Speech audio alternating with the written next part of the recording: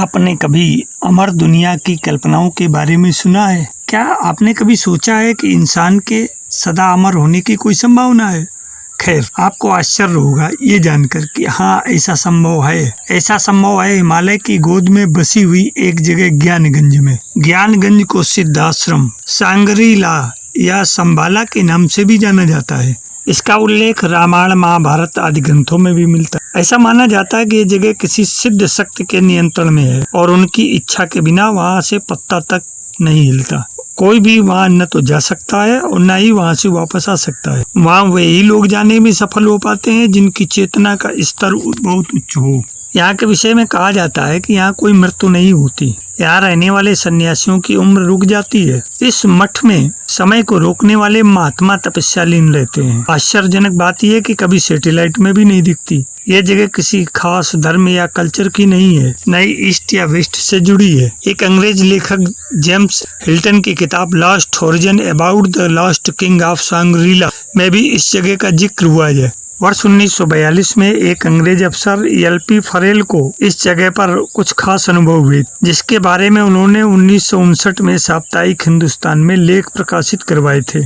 तिब्बत के तवांग मठ के पुस्तकालय में काल विज्ञान नाम की एक पुस्तक है। इस किताब में वर्णन है कि हम जिस संसार में रहते हैं वह 3 आयामी संसार है, जहाँ हर वस्तु देश, समय और नियत से बंधी हुई है। जब व्यक्ति ऐसे क्षेत्रों में प्रवेश कर जाता है जहाँ समय नगण्य है, तब वह समय के बंधनों से परे चला जाता है। सरल शब्दों में, हमारे यहाँ के सैकड़ों वर्ष और वहाँ का एक पल बराबर होंगे। यानी कोई व्यक्ति ऐसे स्थानों पर यदि कुछ वर्ष बिताकर वापस आता है तो संभव है कि उसके वापस आने तक हमारे संसार की सदियां गुजर चुकी हों। सांग्रीला घाटी पर विचार, मन और प्राण की शक्ति बहुत ही उच्च स्तर तक पहुंच जाती है। जो लोग इस घाटी से परिचित हैं वो बताते हैं कि आज भी वहाँ ऐसे योगी और सिद्ध पुरुष मौजूद हैं जिनकी उम्र हजारों वर्ष है एवं वे अपने दृश्य या अदृश्य रूप में यहाँ निवास करते हैं। एक अन्य कथानक के अनुसार प्रसिद्ध योगी श्यामाचरण लाहिड़ी के गुरु, जिन्होंने शंकराचार्य को भी दीक्षा दी थी, वे आज भी इन घाटियों ज्ञानगंज के आश्रमों में निवास कर रहे हैं एवं समय समय पर आकाश मार्ग से आकर अपने शिष्यों को निर्देश भी देते हैं। मित्रों, ज्ञानगंज में केवल सिद्ध महात्माओं को स्थान मिलता है। इस जगह के बारे में ऐसा कहा जाता है कि यहाँ रहने वाले हर किसी का भाग्य पहले से ही निश्चित होता है और यहाँ रहने वाला हर कोई अमर है। यहाँ किसी की मृत्यु नहीं होती। हिमालय की वादियों के एक ऐसे रहस्यमय स्थान का जिक्र आपके सामने हो रहा है जिसके सामने विज्ञान ने भी घुटने टेक दिए हैं। हम यहाँ ज्ञानगंज मठ की बात कर रहे हैं। हिमालय में स्थित यह एक छोटी सी जगह है जिसे सांग्रीला, संबाला, सिद्धाश्रम के नाम से भी जाना जाता है। ज्ञानगंज मठ में पहुँचने वाले लोग अपने जीवन में अस्तित्व का गहरा अर्थ खोजने के उद्देश्य से पहुँचते हैं। आध्यात्मिक शक्ति के इस केंद्र में बुद्धिस्ट जाने का प्रयास करते हैं, लेकिन इसका रास्ता किसी को समझ में नहीं आता है। ज्ञानगंज में योगियों के अमर रहने की बात पर विज्ञान तर्क देते हुए कहता है कि एक निश्चित आयु के बाद जीव की मौत हो जाती है। अगर बॉडी में लगातार नए सेल्स बनते रहें और किसी तरह से ऑर्गन्स को लंबे समय तक स्वस्थ रख सकें तो इंसान भी 1000 साल से ज्यादा जी सकता है। न केवल विज्ञान बल्कि आयुर्वेद में भी कुछ ऐसा ही कहा गया है। ज्ञानगंज मठ में रहने वाले ऋषि योग विद्या में पारंगत होते हैं और इसी के सहारे वे अपनी भावनाओं को कंट्रोल कर सकते हैं। इंसान ऐसा नहीं कर सकता है। इंसान का किसी भी चीज पर कोई कंट्रोल नहीं है और न ही मौत पर उसका कोई वश चलता है। लोगों का ऐसा मानना है कि यह जगह किसी खास धर्म से संबंधित नहीं है। यहाँ तक वही पहुँच पाएगा जो किसी तरह से खुद को यहाँ के लायक बना लेगा। बौद्ध धर्म के लोगों का मानना है कि भगवान बुद्ध ने अपने आखिरी दिनों में काल चक्र के बारे में ज्ञान प्राप्त कर लिया। उन्होंने कई लोगों को इस बारे में बताया भी था। इनमें से एक था राजा सुचंद्र। राजा जब इस ज्ञान को प्राप्त कर वापस अपने राज्य में आए, तभी से तिब्बत में उस स्थान को संभाला कहा जाने लगा। संभाला का अर्थ है खुशियों का स्रोत। बौद्धों का मानना है कि संभाला दुनिया की गुप्त आध्यात्मिक शिक्षाओं की रक्षा करती है। इस पौराणिक भूमि तक पहुंचने के निर्देश कुछ पुराने बौद्ध धर्म ग्रंथों में दिए गए हैं। हालांकि निर्देश अस्पष्ट हैं। बौद्ध भी मानते हैं कि ज्ञानगंज मृत्यु के नियमों की अवहेलना करता है। इस अमर भूमि में किसी की मृत्यु नहीं होती और चेतना सदैव जीवित रहती है। इसे संभाला और सांगरीला के नाम से भी जाना जाता है। प्राचीन ग्रंथों और मान्यताओं के अनुसार ज्ञानगंज 8 पंखुड़ियों वाले कमल की संरचना जैसा दिखता है। यह बर्फ से ढके पहाड़ों से घिरा हुआ जीवन का वृक्ष जो स्वर्ग और अधोलोक को जोड़ता है, उसके केंद्र में खड़ा है। जिन लोगों ने ज्ञानगंज या संभाला को देखा है, उनके लिए यह झिलमिलाता शहर है। इसके रहने वाले अमर हैं, जो दुनिया के भाग्य का मार्गदर्शन करने के लिए जिम्मेदार हैं। इस रहस्यमय राज्य के भीतर रहते हुए वे सभी धर्मों और विश्वासों की आध्यात्मिक शिक्षाओं की रक्षा और पोषण करते हैं। दूसरों के प्रति अपनी बुद्धिमत्ता का पालन करते हुए वे अच्छे के लिए मानव जाति की नीयत को प्रभावित करने का काम करते हैं। बौद्धों का मानना है कि दुनिया में अराजकता की जब अति हो जाएगी, तब इस विशेष भूमि के 25वें शासक पृथ्वी को बेहतर युग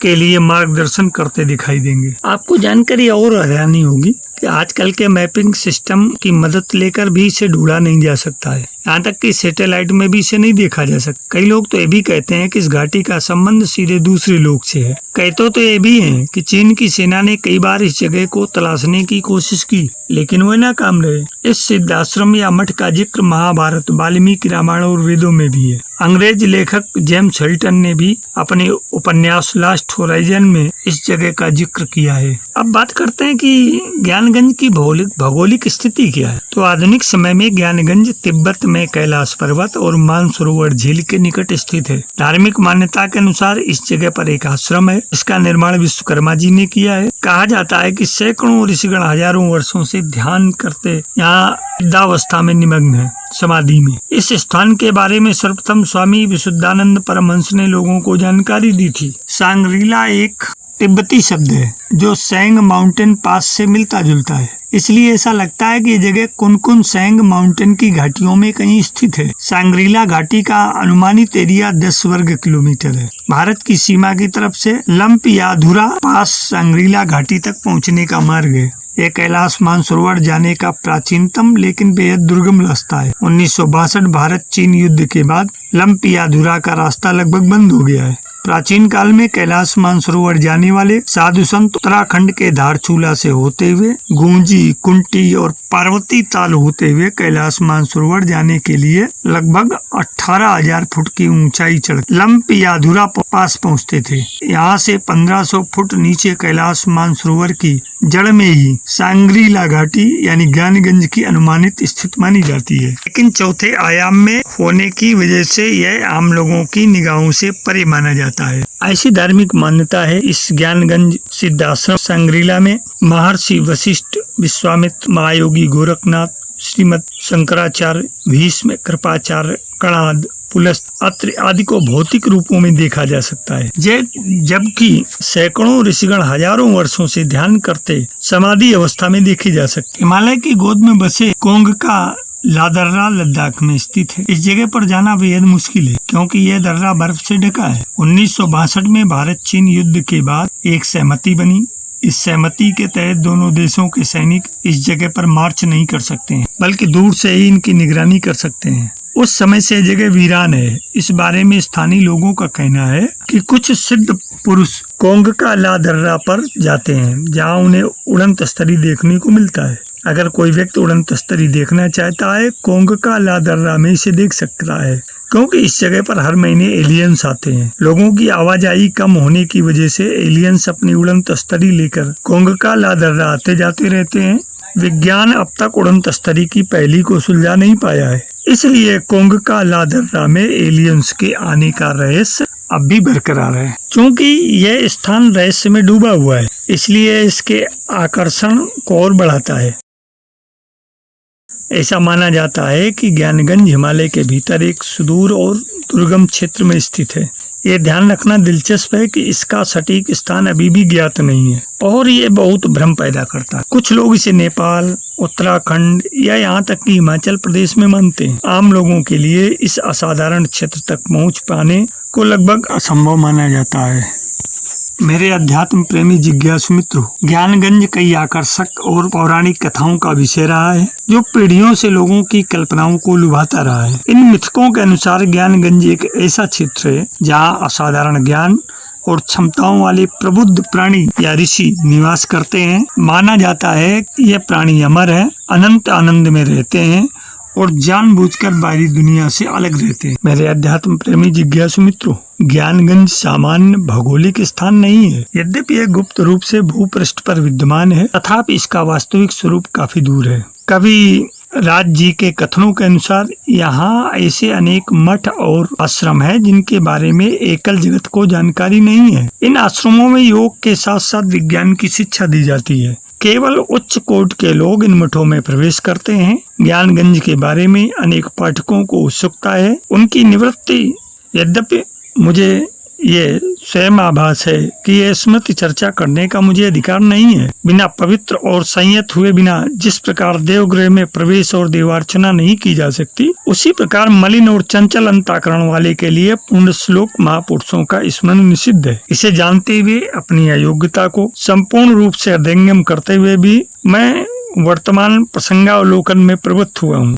इसके पीछे भी कारण है कुछ मित्रों का आग्रह और हमारी अंतर्मन की उत्कट अभिलाषा। चारों ओर उत्तरंग पर्वतमाला नील मेघराज की तरह शोभायमान है। बीच बीच में झरने और गिरी नदियां झंकार के साथ प्रवाहित हो रही हैं। तका के मध्य स्थल में लगभग 7-8 मील इर्द गिर्द क्षेत्र में एक विराट आश्रम है। आश्रम के चारों ओर ऊंची दीवारें हैं। प्राकार के चारों ओर जलपूर्ण परिखा है। बाहर आने जाने के लिए परिखा के ऊपर रमणीय धनुषाकार सेतु बने हुए हैं। आश्रम स्थान स्थान पर सजा हुआ है। शिक्षा के क्रम के अनुसार स्तरों को सजाया गया है। आश्रम में योग और विज्ञान की शिक्षा की व्यवस्था अत्यंत चमत्कृत है। दीक्षा के पश्चात शिक्षा के लिए ब्रह्मचर्य अवस्था में अधिकांश समय इस स्थान पर सभी को व्यतीत करना पड़ता है। विज्ञान का विभाग स्वतंत्र है। यह विभाग संपूर्ण रूप से एक पृथक आचार्य के अधीन है।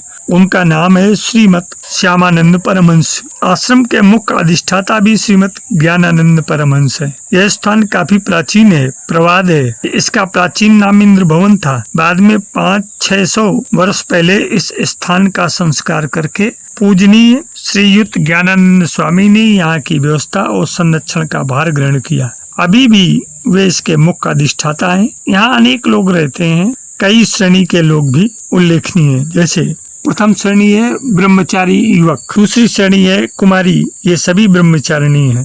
तृतीय श्रेणी है विज्ञान शिक्षार्थी।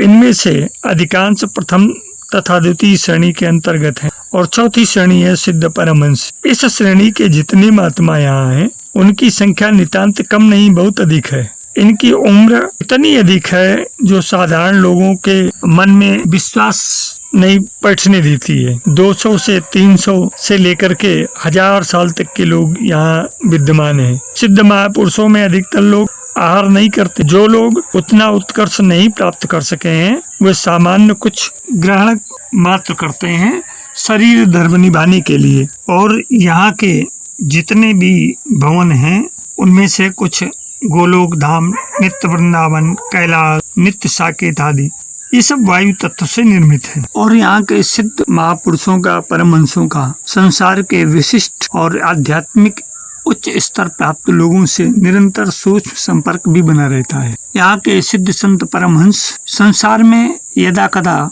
लोगों से संपर्क करके देखे सुने या पढ़े जा सकते हैं। प्रस्तुत वीडियो अंक हमने अपनी बुद्धि सामर्थ्य के अनुसार जितना हमको खोजने पे मिला, अध्ययन से संभव हो सका, आपके सामने रखा। हो सकता है इसमें कुछ त्रुटियां भी हो गई हों, परंतु मैंने प्रयास किया है कि इसको अधिकता शुद्ध रूप में प्रस्तुत किया जाए। आशा है कि ये वीडियो अंक आपको काफी कुछ जानकारी देगा। ये ज्ञानगंज का रहस्य आपकी समझ में आ जाएगा। आप इसको स्थूल जगत में नहीं बल्कि सूक्ष्म जगत में इसको स्थिर और समझने का प्रयास करें। आशा है कि आपके ज्ञानार्जन, ज्ञानवर्धन और आत्मिक आनंद के लिए इतना ही पर्याप्त है। शेष अगले अंकों में ज्ञानगंज के विषय में, वहाँ के सिद्ध पुरुषों के विषय में, आश्रमों के विषय में आपसे चर्चा होगी। जीवन के साथ योग चैनल में आज इतना ही। धन्यवाद।